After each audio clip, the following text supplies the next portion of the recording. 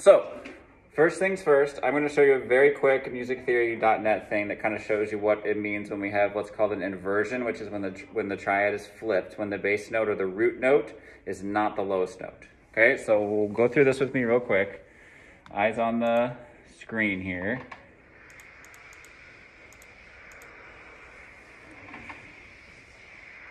And I know I'm like in the way with my things here. I'll try and be nicer for a minute to those that are here, so you can see what's going on. Okay. So there is our basic triad right there. C, E, G. Okay? The bass note can also be called the root note. The root of the chord is whatever note is the one that you have doubled that we've been doing so far. That's been the bass note. That's our root position chord right there, C, E, G. Or if we wrote it in 4 parts, C, C, E, G. You guys know what that is. If I change that, well, here you go.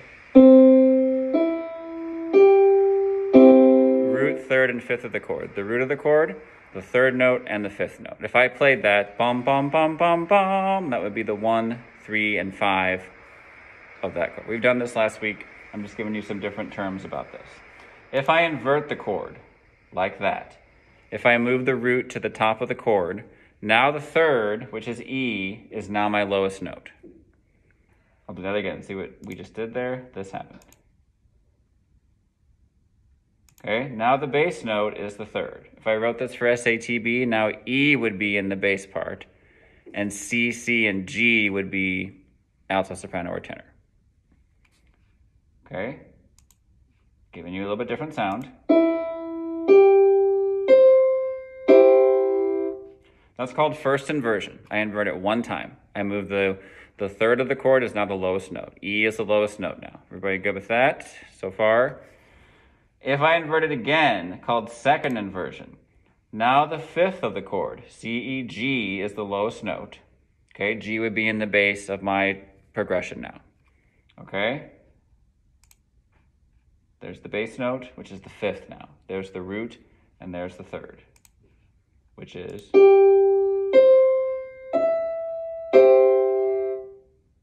And if I do it one more time, oh, ta-da, look, I'm back to root position, C, E, G. I'm back to where my bass note is also the root note, okay? And there's your little chart to see what they look like. Now, I know this is just a triad. This is not bass clef and treble clef right now. This is a very simple example. We're going to do it in bass and treble clef here in just a minute to show you how this works, okay? We do have to worry about what we double now. For SATB, when we have a doubling of this, when there's an inversion, it's not always the same as when it's in regular root position when you just see a Roman numeral. If you just see the Roman numeral 1, you know to put C, C, E, G. But if you see the Roman numeral 1 with an inversion symbol on it, it might not necessarily be the same. And we're going to learn that today, how that works. Okay, so first things first. If you do not see anything written on a Roman numeral, it's like we practiced last week. C, C, E, G, C is doubled, all of that. Okay? We're going to do this one together.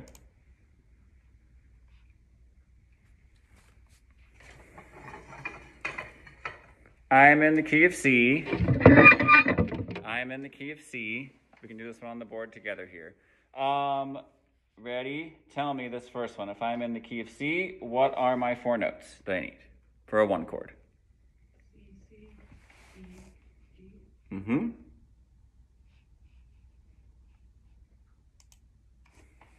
C, C, E, G. Yep. Good. Okay. Now to the new stuff. If I see the number 6 next to a Roman numeral, if I see the number 6 next to a Roman numeral, that means we are in first inversion, meaning that I want the third of the chord to be the lowest note. The third of the chord has to be in the bass, okay? Not the third note, okay? Not the third note, the third of the chord. The third is the middle note, okay? From C to E is a third. C, D, E, 3 notes. I bet some kids get confused each year and they think, oh, the third note's the top one. No. The top note is the fifth, guys. C, D, E, F, G. That's 5 notes apart. The third, C, D, E, 3 notes apart. So E is the third of this chord, if I was doing the first one. But I'm doing a 2 chord coming up here. So what do? Okay, I wrote the top there. First inversion, the symbol is 6. Why is it a 6? If you really want to know, 6 is if I flip those notes around. If I flipped my first one around here, C, and I made this a 1, 6, okay? E becomes my lowest note in the bass because my third's lowest. It is 6, the interval of a 6 from E up to C. That's where the number 6 comes from. You don't need to know that, but just so it's in your brain. If you're someone asks me, why is it a 6? That's why, because it's E, F, G, A, B, C, 6 notes from the third up to the root. Okay, so here's what I do. First inversion, the third of the chord is the lowest, but we still double the root note. Okay? If you were all here and we could do this all in person, I would have you on paper circle the third of the chord so you know that it's the lowest one. Okay? But since we can't do that, and I did not figure out a way how to circle this on Noteflight, that will just have to be something we don't do this year. Okay, so a 2 chord. What are my notes of a 2 chord? Who can tell me? In C major, what are my 4 notes for a 2 chord? D, G, F, A. D, D, F, A. Okay, good.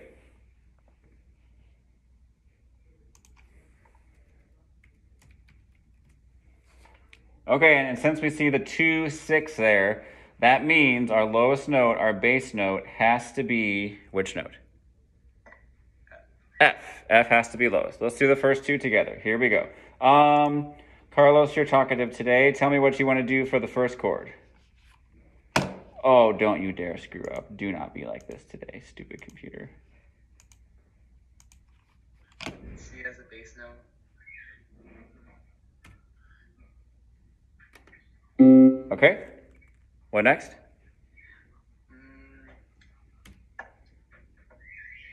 E for soprano.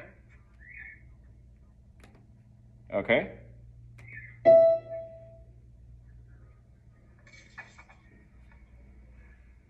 And then G for alto and C for tenor. Good job. That's exactly what I would have done, I think. Okay, now we have a 2, 6. We have a 2, 6. We still are doubling the root, but F gets to be the lowest note. Okay, Amelia, you tell us what you would like us to do with that in mind that I just said. Okay, bass is F. Correct. I could either do this or this. So for now, we'll just go up because, oops, L. Let's go. Come on. All right, good. And then D for tenor. Yes.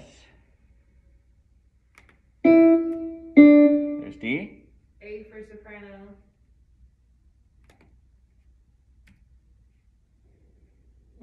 Which A? Like always. Down here? No, up. Like, Can we try? I don't know. That's a pretty big jump for them. That's 5 notes up. oh no, wait, that's not that I thought it was. Yeah, you're right, Taryn. A for the alto.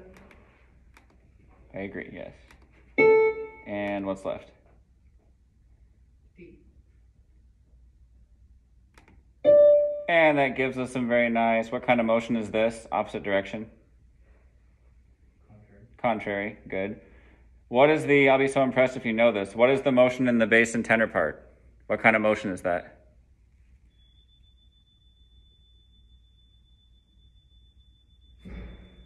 Contrary, parallel, similar, or oblique?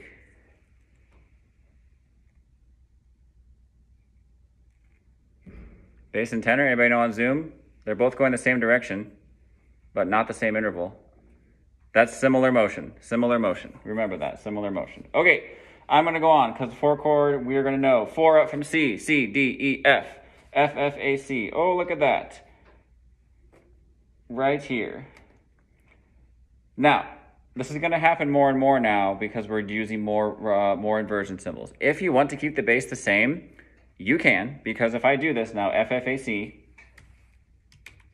I'm gonna find that my bass is a common tone. Okay, if you want your bass to stay the same, that's great. If you want to be really active and drop them down an octave, that's fine too. Okay, I'm gonna do that because I want my bass to be interesting. So I'm gonna put it in the lower part, not the upper part. Okay, F, F, A, C.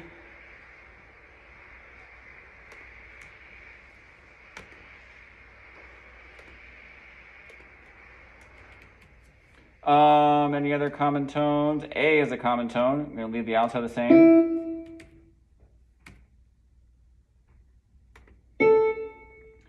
What do I have left? Another F and a C.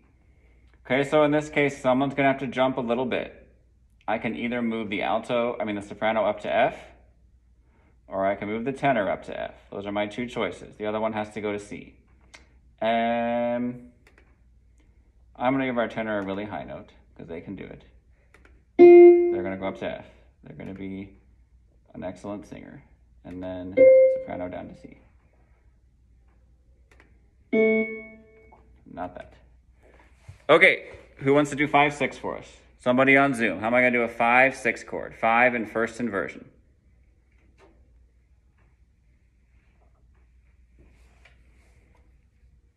Zilali, you want to do it? Go. Thank you for volunteering. Good job.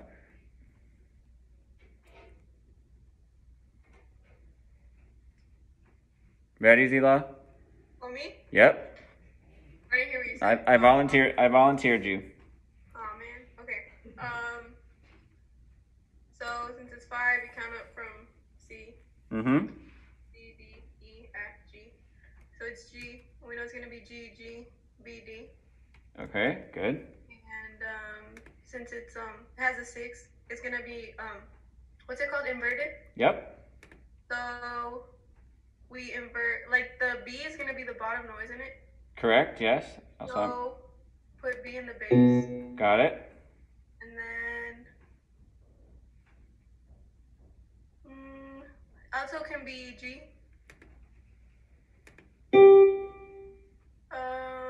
Soprano can be D. Wait. Yeah. And can tenor go up to G, or is that like too high? Yeah, they can. That's fine. Okay. It's getting way up there, I know, but you could have also done, well, that's probably the best thing for now. Okay, good. Everyone's here today. B is lowest because it's a 5/6. Okay, I'm going to go on to 1. 1 is C. Here we go. C, C, E, G are my letters. C, C, E, G. Nice. G is a common tone. We're going to let the tenor stop being so high there. So we're going to go like this and move the alto is going to be our common tone. G. Tenor is going to get to jump back down to E. That's only a third. They can do that. And then the soprano gets to be on the other C. You will find, guys, that when we do this more and more, it will be next to impossible to move everything by a step always. You may have to jump a third. You may have to jump a fourth. Remember these rules. Nobody can jump more than a fifth unless they are the bass part. The bass can jump up to an octave. What I did right here, F, F. That's the maximum amount that the bass can go is an octave. It cannot go more than that. That starts to get too complicated. Okay. Second inversion symbol is 6/4. Look at the next one that says 1/6/4. Second inversion symbol is 6/4. That is when the fifth of the chord is lowest. Okay? And this one gets even more special than the first inversion. For a 6/4, we can only use them on a Roman numeral 1 and a Roman numeral 5. That's it. They're that special. Okay? We'll talk more about why eventually, but not today. Only on a 1 or a 5. And more likely than not, it will be on a 1. 5 is not as common as 1. It is used as a preparation to go to a 5 chord. And I'll show you that in a minute here as to why. When you have a 6/4 chord, which is second inversion, it's called, for flipping the triad twice. The fifth is the lowest note. We're going to double the fifth, not the root. So instead of C, C, E, G, it's C, E, G, G. And it says at the top up there. Second inversion, 6/4, the fifth of the chord is lowest, double the fifth. Okay, like this. I know this is weird and probably making your brain hurt, but C, E, G, G. And I'm going to make G my lowest note. So I just went up 3 times in the bass, and now we're going to go down to G. Except we're going to pick the bottom one because I'm not smart right there. There we go. Lower. C, E, G, G.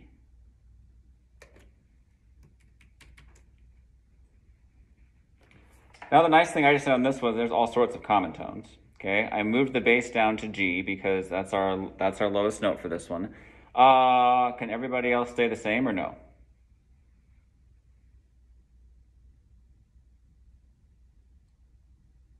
To satisfy what I said, can everybody else stay on the same part or no? Yeah. They can. Tenor can stay on E. Alto can stay on G. Soprano can stay on C. Because now I have C, E, G, G. Then I go on to a 5 chord. Who needs to do this? Raven, tell us the notes of a 5 chord. Go.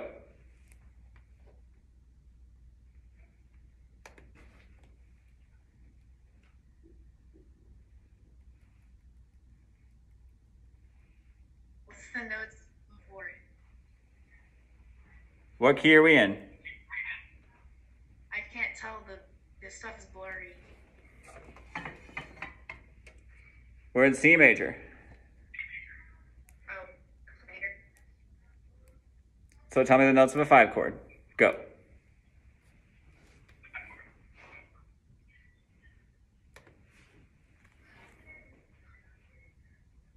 Count up 5 from C.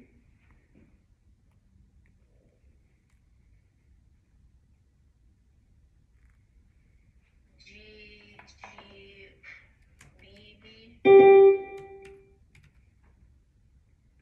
Say again. G, G, B, B. Yes. Okay, good. Are there any common tones between 1, 6, 4, and 5?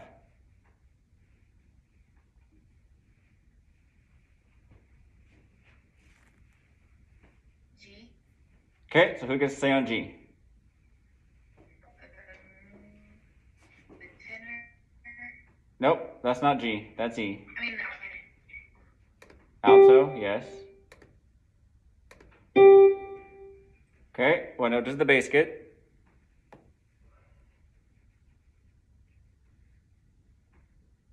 G. I can either do this and be boring, or I can be fun. I'm going to be fun and go like that. Okay, keep going. What's closest to alto? What's closest to tenor? Make them move as little as possible.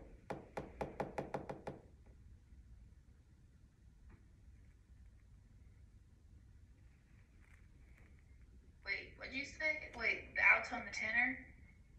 The tenor and the soprano, that's who's left. Oh. Then you could make the soprano D. Nope, because that makes our tenor jump down 4. Try again. Oh, B. Soprano gets B. Yes, I agree. What's left? Tenor gets what?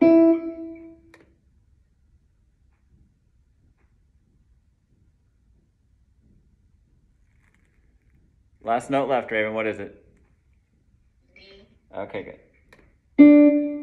And then I finish this off. 1 chord, C, C, E, G. C, C, E, G. Here we go. Except right here. Oh, stupid thing. Stop. E done. I will write it there. Sure.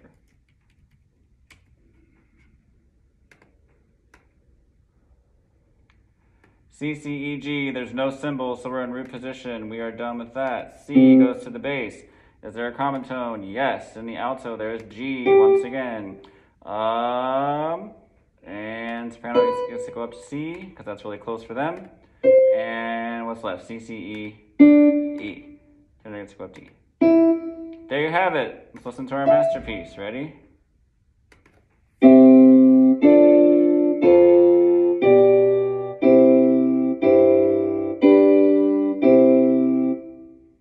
There you have it. Okay, questions about first and second inversion?